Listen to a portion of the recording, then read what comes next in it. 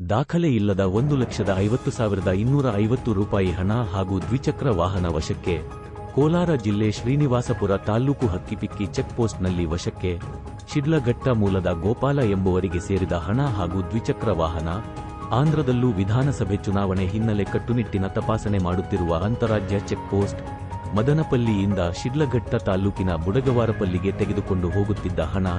Inspector Jayanand ಹಾಗೂ ತನಿಖಾಧಿಕಾರಿ Naveen, sub inspector Yogish, ಸಿಬ್ಬಂದಿ ಸುದರ್ಶನ್, ಭರತ್ ನೇತೃತ್ವದಲ್ಲಿ ತಪಾಸಣೆ ವೇಳೆ ಹಣ ಹಾಗೂ ದ್ವಿಚಕ್ರ ವಾಹನ ವಶಕ್ಕೆ. ರಾಯಲ್ಪಾಡು ಪೊಲೀಸ್ ಠಾಣಾ ವ್ಯಾಪ್ತಿಯಲ್ಲಿ ಪ್ರಕರಣ